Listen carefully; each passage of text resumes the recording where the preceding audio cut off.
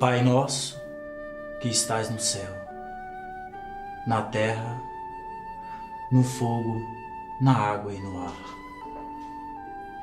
Pai nosso que está nas flores, no canto dos pássaros, no coração a pulsar. Pai nosso que está na compaixão, na paciência e no gesto do perdão.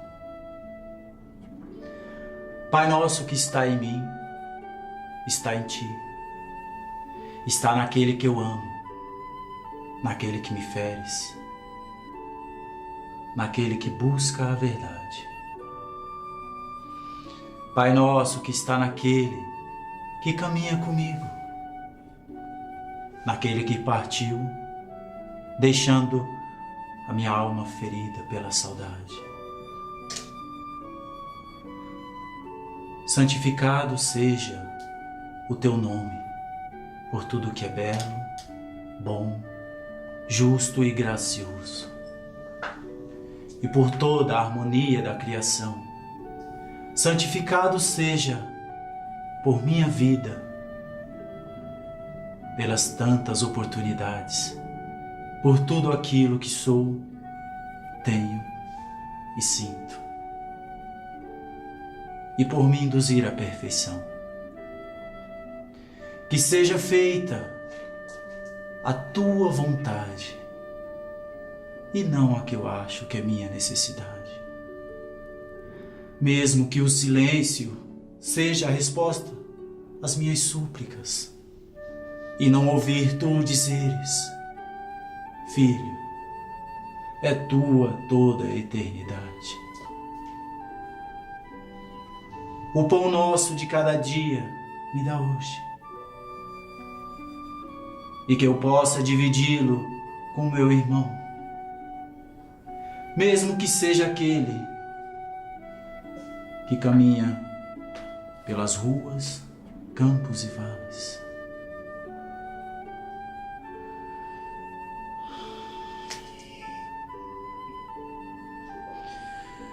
Do que me adianta tanta riqueza, se não lembrar de meu irmão que está em aflição? Pão do corpo, pão da alma, pão que é vida, verdade, pão que vem trazer alento e alegrias, pão que é meu e o teu evangelho. Perdoai as minhas ofensas, os meus erros, as minhas falhas. Perdoa quando se torna frio meu coração, quando permito que o mal se instale como forma de agressão. Que ao invés de julgar, eu busque acolher. Que ao invés da violência, eu semeie a paz. Não me deixe cair nas tentações dos erros, dos vícios, os que nos tornam escravos do mal. Que a tua luz esteja dentro de mim, na minha alma, na minha essência. Livra-me da dor do desassossego, da desilusão. E quando bater um problema, eu possa dizer: Pai, obrigado por mais uma missão. Marcos Oliveira, nasci num pequeno vilarejo no interior da Bahia, um lugar bem distante, né? Distante, além do além. E venho para cá com 4 anos, ainda criança, né? Jovem, Guarulhos acabou virando minha cidade do coração, da paixão e de tudo. Eu não troco essa cidade por nenhuma outra cidade do mundo. Acho que Guarulhos é uma cidade maravilhosa. E como de um lugar tão distante veio para Guarulhos e conheceu a arte? Na verdade, a família da minha mãe é daqui, né? A família do meu pai é baiana, uma família portuguesa, né? Uma mistura de família portuguesa. E a arte, na verdade, eu com 6 anos de idade comecei a escrever. Eu lembro que eu fui para a escola, tá na escola, né, e a professora mandou fazer aquele desenho do sol, da casinha, toda aquela coisa, o cachorrinho, final de tarde, o negócio. E eu escrevi, eu aprendi a ler e escrever com 2 anos e meio, eu acho. Eu era uma criancinha meio maluca, na verdade. E aí eu escrevi uma história num cemitério, com um punhal, com sangue, com uma coisa. E ela mandou chamar minha mãe e disse, olha, para saber como era o casamento da minha mãe, qual era o problema que tinha de família e tal. E aí eu fui, porque eu precisava passar no psicólogo e tal. E daí eu já tinha muitas ideias na cabeça, via um monte de coisa e começava a escrever a partir dali. E minha avó paterna me conta uma história e eu escrevo a primeira obra que eu fiz, que eu estreiei no ano passado, e agora a gente, inclusive esse ano, agora depois do processo da Paixão de Cristo, agora não está viajando aí pelo interior, que chama do Cantar do Galo. Daí vieram várias ideias, várias coisas, daí nasce daí, né? E me apaixonei pela arte. Eu fui num casamento com a minha mãe, e eu vi na igreja uma ópera pela primeira vez. E assim, eu ficava procurando, porque como era igreja barroca, então eu ficava procurando os anjinhos ali, olhando para ver se eram aqueles anjinhos que estavam cantando, tal. E aí começa essa paixão pela arte, já escrevi, toda essa coisa, tendo essa mistura aí, essa nascença aí. Então nós temos como base que esse trabalho barroco serviu como referência para você. Mas quais foram os artistas assim que desde pequeno fizeram com que você se tornasse o artista que você é hoje? Bom, na música, inúmeros deles, né? A gente brincava porque enquanto as crianças assistiam desenho eu ouvia música clássica, né? E aí falava assim,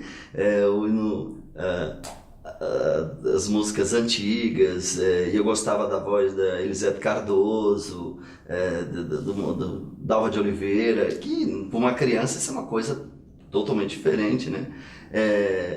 E assim, as baquianas de Villa-Lobos. Então assim, começa aí esse universo, mas na questão dos artistas mesmo, da arte mesmo, tem grandes atores que eu vi os trabalhos, e alguns deles eu convivi e também estudei com eles, Norma Bloom, Estênio Garcia, mas bem antes Geraldo Del Rey. Eu vi o filme do Glauber Rocha, Deus, o Diabo na Terra do Sol, Geraldo Del Rey, Leonardo Magalhães, o próprio Otton Basso e tal. Então tem umas referências que a gente vai buscar. E a gente, quando começa a estudar, que a gente se aprofunda, uma base do nosso berço cultural no Ocidente, na questão do teatro, é a Grécia, né?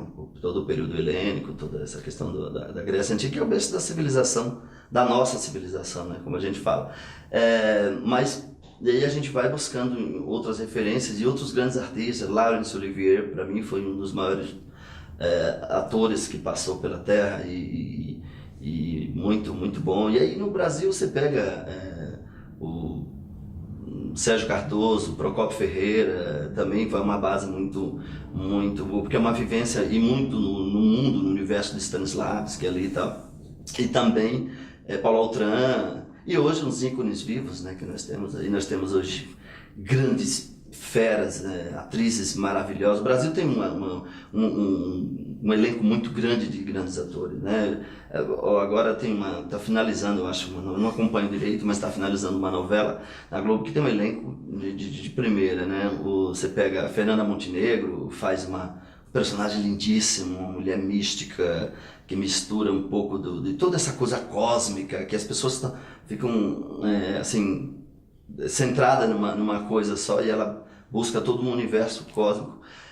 E a Laura Cardoso, que é uma atriz belíssima. Eu até brinco com um amigo meu que a Laura agora ela tem que gravar sentada, mas assim, quando a mulher abre a boca é de uma grandiosidade imensa, né? E faz na verdade não uma cafetina, acho que uma prostituta velha e dá aula, na verdade, né? Porque quando você vê essas duas atrizes interpretando, você ter, para os jovens artistas é muito importante, porque é uma referência, né?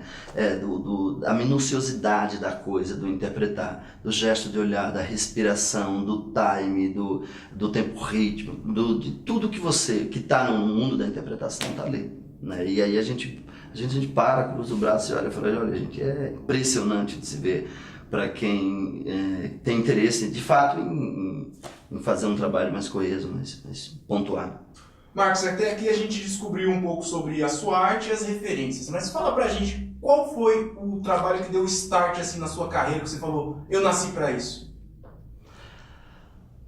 Eu acho que, bom, na cidade aqui em Guarulhos, eu fiquei conhecido, como todo mundo me conhece, pelo projeto da Paixão de Cristo, né?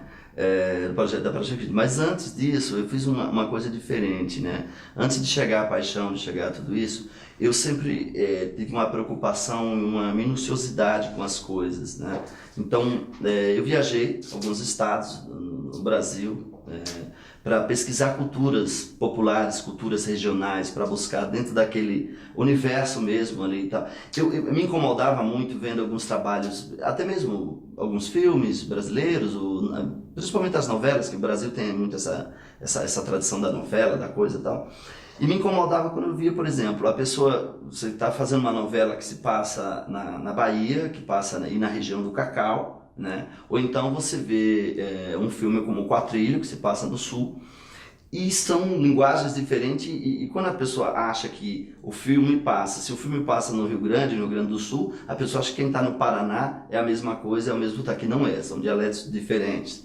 Quando você vai para a Bahia é diferente de você estar em Pernambuco, né?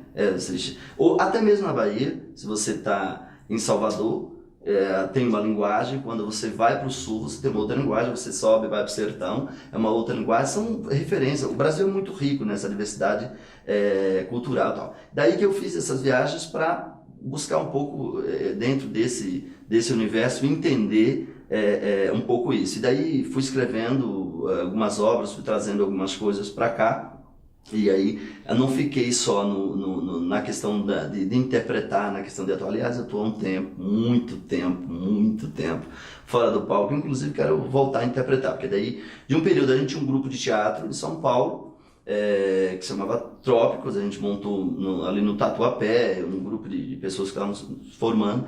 E aí quando nós saímos do Tatuapé, e no ano 2000, eu falei, não, eu quero levar para minha cidade. Naquela época, Guarulhos era uma cidade assim, a gente tudo jovem, então eu lembro que as pessoas brincavam com a gente, falavam, até o Marcos se livrar de uma bala para sair de Guarulhos para vir para cá. Eu tô falando, não, mas a gente tem que mudar essa imagem de Guarulhos. E aí vim com o grupo, trouxe o grupo para cá, e daí a gente começa a trabalhar uns projetos diversificados. Montamos 2 espetáculos, e aí trabalhamos também um pouco de projeto de espetáculo empresarial para ter um recurso, né, para os atores conseguirem tentar equilibrar, porque a arte é muito difícil nesse país.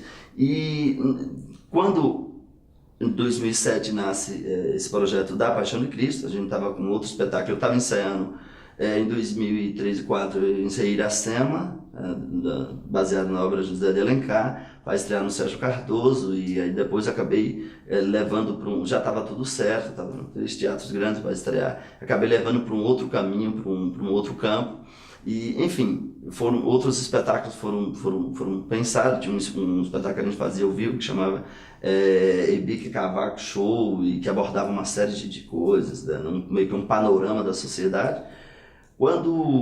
Aí eu viajei também com os FIS, com outro espetáculo no Pessoal em São Paulo, viajei eu fui para outros estados e tal. Só nunca pisei no palco de Guarulhos. Guarulhos eu nunca pisei no palco. E aí nasce esse projeto da Paixão de Cristo, que nasce de um sonho e tal, e aí todo mundo na cidade passou a me conhecer mais pela Paixão de Cristo. E depois vieram outros projetos também, além da Paixão. A gente tem outros inúmeros trabalhos, mas também tem, que a Paixão é um espetáculo muito popular, né, e ficou muito conhecido. Hoje já foi visto por acho que 200 mil pessoas nesse percurso de tempo.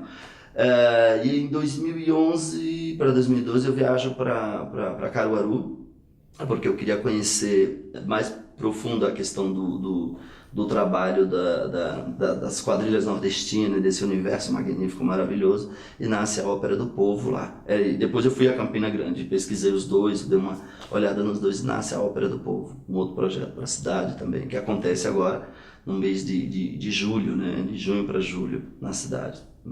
Seguindo um pouco nessa linha de atuação como ator, né? Você falou que nunca pisou nos palcos aqui em Guarulhos. Por quê? Na verdade, eu pedi a pauta, mas não tive oportunidade. Eu fui secretário adjunto também na cidade de 2009 a 2012, até 2012 até abril de 2012. E quando eu estava lá, eu nunca solicitei um espaço para mim mesmo, porque eu acho que tinha que encaminhar para os outros artistas, para ter mais abertura, mais expansão, porque os artistas precisam muito de espaço para ensaiar, é muito difícil, sabe, não ter espaço. Eu vejo artistas que às vezes se reúnem para ensaiar por exemplo, Bosque Maia, naquele espaço, numa arenazinha que tem no Bosque Maia, ou até mesmo aqui no Bom Clima, ali naquela arena que tem no Bom Clima, ali no Parque JB Maciel. E aí precisava desse espaço. Então eu abri os espaços para as pessoas, mas eu mesmo não quis estar atuando. Porque daí a pessoa ia falar o seguinte, poxa, mas quer dizer, ele está usando o espaço em benefício próprio, tá? Então eu achei melhor não usar. E antes as minhas solicitações não eram muito atendidas, né? Mas enfim, depois nós fizemos projetos na cidade que acabou contemplando isso, mas eu mesmo nunca, na cidade de Guarulhos, nunca pisei no palco. Mas tenho o sonho ainda de ainda montar um espetáculo e pisar, eu voltar a interpretar. Não tem emoção tão grande. A direção é fantástica, é maravilhosa. Eu acabei muito me especializando nisso, ficando mais dentro desse universo aí. E escrever também é bom. Pô, e não tem coisa melhor pro autor, quando você escreve uma obra, alguma coisa, que você vê o ator dando vida, mas com uma vivência tão unânime, tão perfeita dentro daquele universo que você cria. É como se você estivesse subindo ao céu. Mas a emoção de interpretar é diferente, nada se compara a isso, é uma coisa... O ator, quando ele está conectado com o palco, com a esfera, com os deuses, com tudo que está ali junto com ele, é a coisa mais importante, mais prazerosa que existe na vida. Nenhum prazer se assemelha, chega próximo. Ainda seguindo nessa linha, se você pudesse escolher um personagem para essa volta aos palcos, se você pudesse escolher ele, quem que seria esse personagem que você interpretaria? Édipo Rei. Por quê? Édipo Rei é a base, inclusive é uma das bases que as pessoas falam. A gente veio falar do complexo de Édipo, né, que Freud fala e tal. Eu acho o Édipo uma obra perfeita, é a obra mais completa, porque ela é mais complexa, eu acho que das tragédias, ela é a obra mais complexa. Primeiro, eu acredito que o ator tem que estar acima dos 35 anos. Laurence Olivier falava dos 30, né, mas eu falo os 35, para interpretar Édipo. Lógico, já requer um período, até por conta da idade do personagem, mas não é nem isso, é porque ele tem que ter passado por um embasamento da vida, do entendimento de diversas coisas, para poder encarar um personagem tão maravilhoso, tão denso e tão importante. Porque Édipo recebe de presente a maldição dos deuses, né? E por um castigo do pai de Laios, e quando ele vai acaba indo pro sacrifício, quando o oráculo fala para ele que ele se casará com a própria mãe, que ele abandona a família onde ele está, né? Que o rei de Corinto, que ele acha que é ali que é o pai dele, não é, na verdade, né? Ele chegou lá pequenino, adotado, e aí ele segue o destino, segue rumo, e acaba contemplando numa encruzilhada, acaba encontrando o verdadeiro pai, o Laios, e aí numa batalha ele mata todo mundo, e vai, enfim, e aí depois ele descobre lá na frente, e para encurtar a história a gente vai falar da obra toda, que está casado com a mãe e tem os filhos com ele, que os filhos são irmãos e que tem aí que entra a questão do complexo de Édipo. E é uma confusão muito grande, que se é um conflito, um conflito interno, externo, se o ator não tiver equilíbrio, ele, eu acho que pira de vez, né? Então, por isso que eu digo que ele tem que estar bem equilibrado no jogo e requer uma interpretação fantástica, é a mais bela das tragédias, ao meu ver. Tem outras fantásticas, mas essa é ímpar, né, nessa questão. Voltando então agora para a questão da sua biografia. Até hoje, se você pudesse apontar o que mais te incomoda no meio artístico, o que você falaria? Olha, a coisa que mais me incomoda no meio artístico é porque eu acho que a gente vem de uma cultura, na questão da arte, tem um longo percurso, um longo caminho a avançar. Por quê? Eu acho que falta uma integração, uma conexão dos artistas. Porque se você pegar um espetáculo de teatro, por exemplo, eu vou citar um espetáculo que todo mundo conhece, meu, por exemplo, da Paixão de Cristo.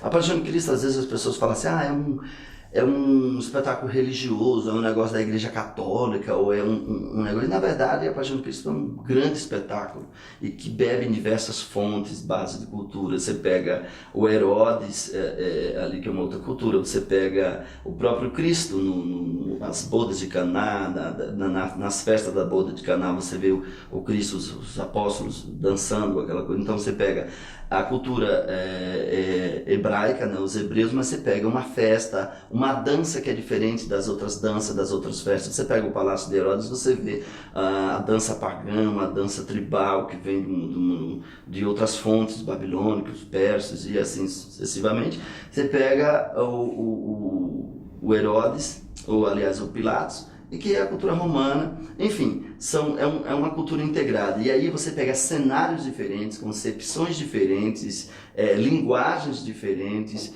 tudo isso dentro. Aí é onde está a música, a dança, as artes plásticas, enfim, é uma composição de todas elas. E por que eu estou falando isso, essa questão?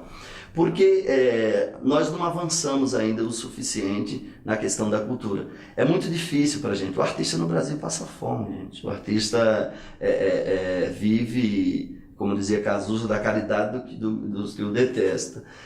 E se a gente tiver essa união de todas essas artes, dessas 7 artes conectadas, nós faremos um impacto muito grande no Brasil na questão do avanço cultural. Porque a cultura não é uma pauta para os governantes, é uma pauta importante, mas eles acham que não é um produto de meio, eles colocam ali. A cultura está na transversalidade das coisas. Só que para eles só pensam na cultura no momento que ele quer ouvir uma boa música. Primeiro eles pensam em todos os outros, né? Aí o que sobra, o resto do resto, aí vai para a discussão cultural. E se a gente conseguir colocar uma pauta, uma cunha, colocar essa pauta central no eixo da centralidade, não, nós precisamos nem só de pão vive o homem, né? Então nós precisamos de cultura, nós precisamos de arte, então nós temos que colocar aonde discute a saúde, aonde discute a educação que está conectada, aonde discute a questão da infraestrutura. Se a gente coloca a cultura nesse eixo, e aí precisa-se de uma mobilização muito forte, porque não é interesse dos políticos, né, e assim, dos governantes ou dos deputados que se elegem, a maioria deles, eu não estou citando todos, porque tem um sim que colabora, que ajuda, que está junto, que dá, mas aí precisava ter uma força-tarefa de todo mundo para a gente poder avançar cada vez mais. E isso precisa dessa união dos artistas, é isso que eu vejo que falta. Você está falando um pouco da dificuldade do que é ser um artista, né? Então, como explicar para uma pessoa que quer entrar na arte o porquê deve, então, investir nessa área e qual que é a paixão que isso pode transbordar para as pessoas que ainda não conhecem o que é ser um artista? A alma, a vida, o viver a vida, o passar pela vida ou a vida passar por ela. Porque o artista é diferente de tudo. Quando as pessoas falam que o ser humano é a semelhança de Deus, tal, quem é artista sabe do que eu estou falando. Você está próximo de Deus quando você está na arte, é isso que é o encantamento.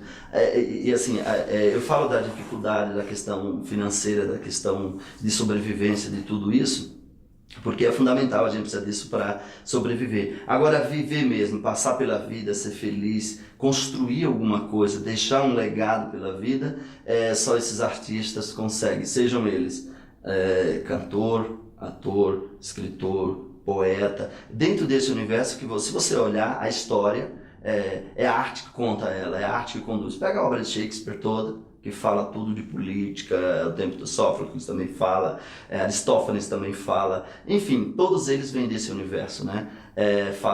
Contando as histórias, mas conta através de quem? Através da arte. Você pega a obra de Shakespeare, Otelo, que é um Macbeth, Hamlet, enfim, tudo, o próprio Romeu e Julieta, a disputa de poder das famílias e tal, tudo está dentro desse universo. Então, assim, é difícil, mas é diferente. Eu costumo falar para os atores, quando eu estou ensinando, dirigindo, estou conversando com eles, falo, gente, o ator é diferente, por quê? Porque qualquer outro, se você pegar um texto para ler, pedir para alguém ler um texto, qualquer pessoa que sabe ler, senta e lê o texto, lê normal. Agora, ler, interpretar da vida, criar essa personagem da vivência e transformar ela num ser vivente é uma outra coisa. É como a música. Você tem diversos universos, qualidades, um monte de coisa dentro dela, né? Então é por isso que eu estou citando dessa forma. Existe alguma coisa na sua carreira, na questão artística, óbvio, que você não faria novamente? Eu acho que tudo que eu fiz porque eu acho que eu não. Eu falei de um espetáculo aqui que eu estava para estrear no Sérgio Cardoso, que é Iracema. Eu não faria o que eu fiz. Não deixaria para tocar um outro projeto como eu toquei. Então, assim, só isso, mas também não me marcou com tanta profundidade. Mas é que estava um projeto muito para ali, a gente abordava uma coisa importantíssima, que era a questão indígena, e, enfim, contava uma história da lenda do Ceará e tal, e eu acho que eu não faria mais do que eu fiz. Então, por isso que todas as obras que eu faço, começo, meio e fim, finalizo, para não ter que parar por aí, no caminho. Com anos de carreira você já tem uma definição física ou até justificativa do que é o público para um artista? Tudo. O público é a coisa mais importante para o artista, porque como é que o artista expressa a sua arte, como é que ele se comunica, como é que ele vivencia com o público. O artista consegue, a diferença entre a questão do artista, o conhecimento, a técnica, o talento, aí é uma discussão longa, né? Mas o artista se completa quando ele consegue dialogar com o público nos três sentidos, no auditivo, no visual e no sinestésico. Quando ele consegue triangular dentro disso, ele consegue uma comunicação maior, e o retorno da energia do público para o artista é fantástico, e aí você vê. Então, o artista precisa do público, e o público precisa também se condensar, se energizar com o artista, entendeu? Então, sem a plateia, sem o telespectador, o espectador, enfim, o artista não se completa, entendeu? Então um precisa do outro, entendeu? Agora vamos para o exercício de imaginação.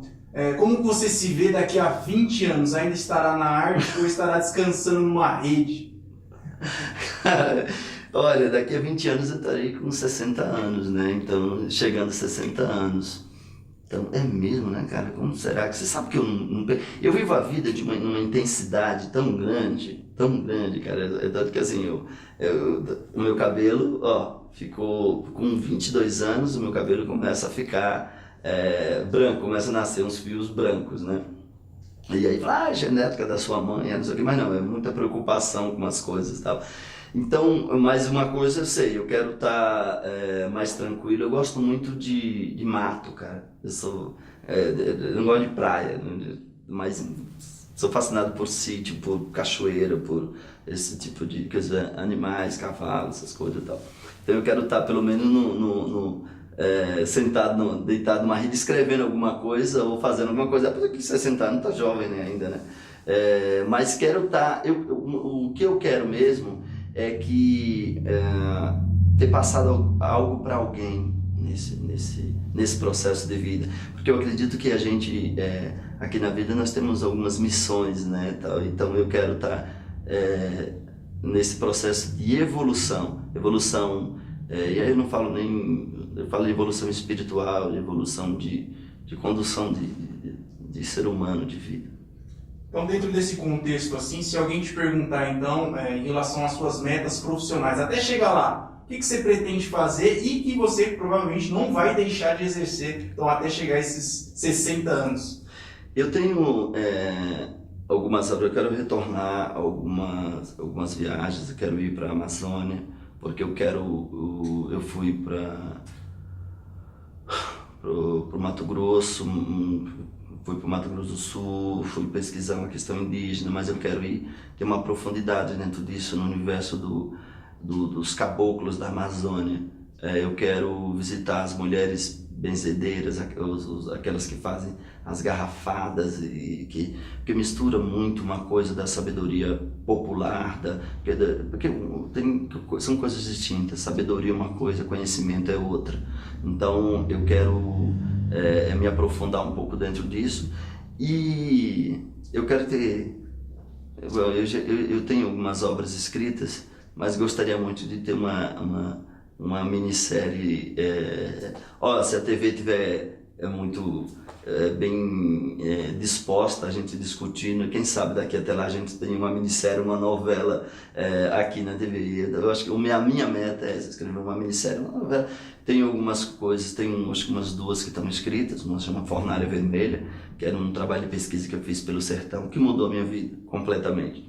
Me fez gostar de política, me fez mergulhar no universo dela, mudou um caminho que eu chego numa cidade onde eu desço, tem uma cega adivinha fazendo versos ali e tal, e quando eu passo, ela me chama e faz uns comentários sobre a minha pessoa ali e tal, e fala para mim: a sua vida muda aqui, como que você vai ver e viver. De fato mudou.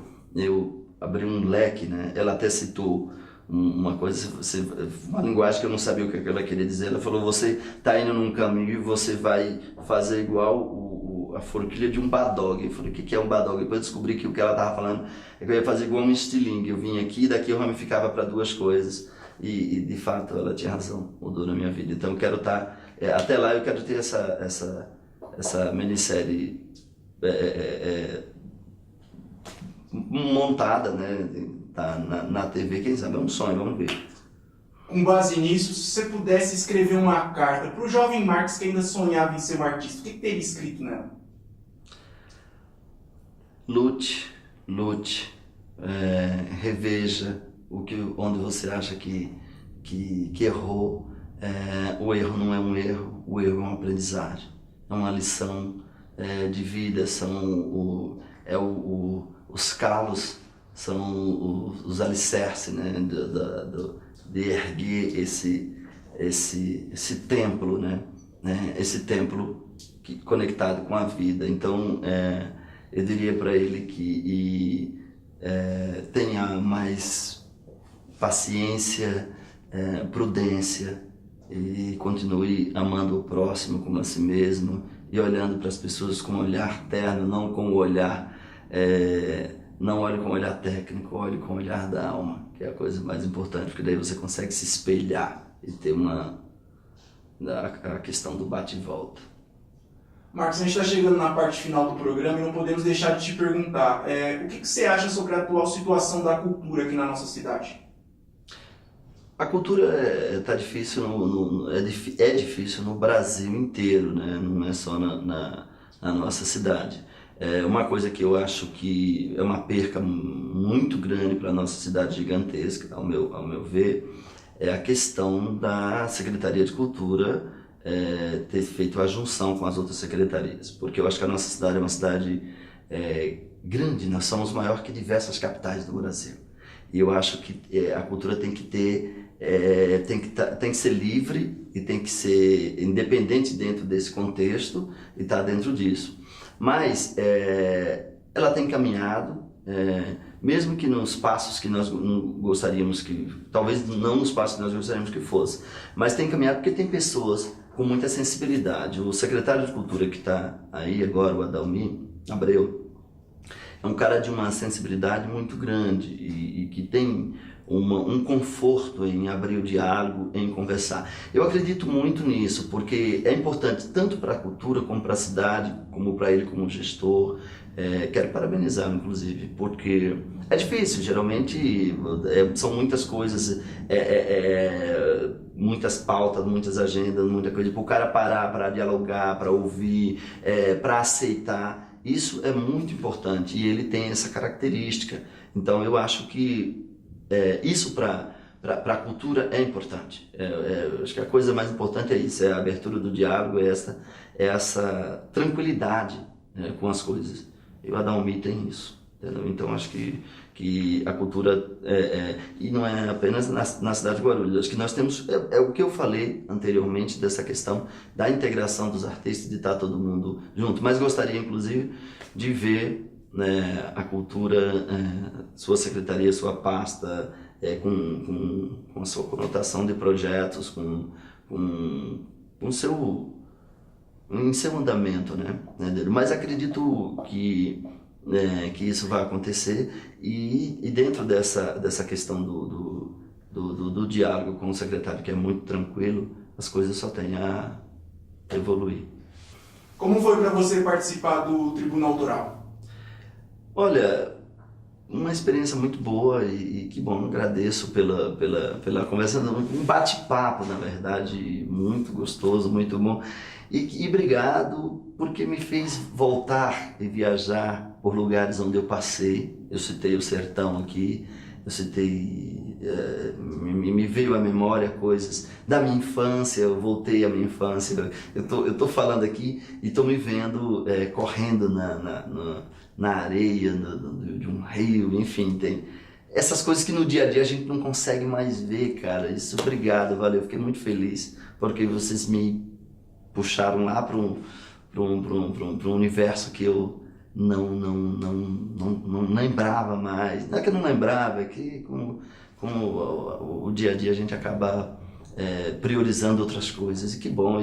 E assim, eu achei muito bacana, eu acho que vocês estão num caminho excepcional, parabéns. Dessa questão, eu citei a Paixão de Cristo aqui, que é o espetáculo que todo mundo conhece na cidade, que tem toda essa vivência. Eu sempre falo que a Paixão de Cristo tem um diferencial na cidade. O nosso espetáculo é feito ao vivo e ele é trabalhado de uma forma diferente. Antes de falar só do Novo Testamento, a gente faz uma busca de pesquisa no Velho Testamento, bebe em outras fontes, na Bíblia, né? Que a Bíblia é um livro, o livro dos livros, né? Um universo gigantesco e tal. E eu trouxe aqui para mostrar para vocês um pouco desse universo da Paixão de Cristo. Nós vamos receber aqui o ator que interpretou Jesus esse ano, fazendo um Pai Nosso diferente, uma coisa bem diferenciada que vocês vão ver. E trouxe um jovem também, um jovem profeta e jovem de idade, um ator extraordinário, chama Pedro, né? Pedro Santana, e ele interpreta o profeta jovem, o profeta menor, fazendo a conexão para a chegada de Jesus. E nós vamos ver um pouco da interpretação deles aqui, para as pessoas que conhecem a questão do espetáculo da Paixão de Cristo, ou quem não pôde ver, vai ver um pouco. Quem interpreta Jesus esse ano, quem interpretou esse ano foi o Gil Soares, que é um ator fantástico, está muito bem. Eu interpretei 7 anos, agora são eles. E ambos, o Gil nasce no projeto da Paixão de Cristo, chegou fazendo elenco de apoio e hoje é um grande ator e intérprete de Jesus, inclusive. Então, vocês vão ver um pouco dele aqui, ele o profeta menor, e vão ver Jesus aqui fazendo o Pai Nosso aqui pra gente.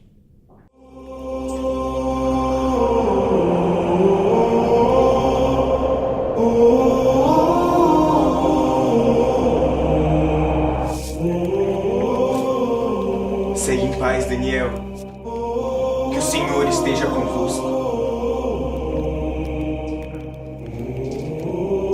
70 semanas de cativeiro são determinadas sobre o teu povo e sobre a tua santa cidade, para extinguir a transgressão, dar fim aos pecados, para expiar a iniquidade e trazer a justiça eterna, para selar a visão e a profecia de restaurar e edificar Jerusalém, e para ungir o Santo dos Santos. Na última visão de Daniel, os 4 ventos, do sul, do norte, do leste e do oeste, agitaram o mar, e 4 animais saíram dele, diferentes uns dos outros. O primeiro era um leão, com as asas de águia. O segundo animal era um urso, que trazia em sua boca 3 costelas. O terceiro animal era um leopardo, com as asas de aves e 4 cabeças. E o quarto e último animal era o mais terrível e espantoso. O primeiro representava o Império Babilônico. O segundo animal representava o Império Médio-Persa. O terceiro, a Grécia e sua cultura. E o quarto animal espantoso representava Roma, o mais avassalador de todos os impérios. Porém, foi sobre o poder deste império que o Senhor quebra o cativeiro, nos enviando o Messias. Os 4 profetas maiores anunciaram isso. Antes de Daniel, Isaías disse: ouve, ó céu e terra, criei filhos, os engrandeci, e eles se rebelaram contra mim. Então farei uma nova aliança.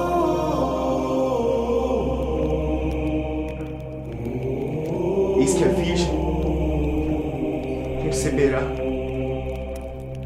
e dará à luz um filho. E eis que este se chamará Emanuel.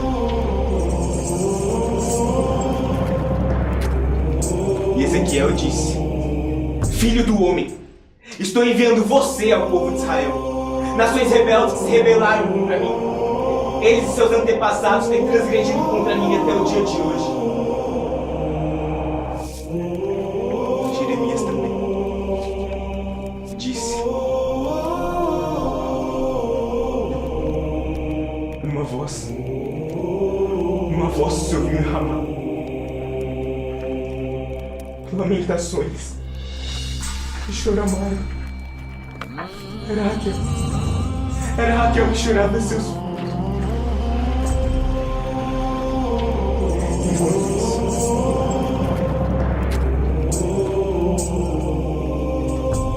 Enquanto isso, Messias partiu para a terra inimiga.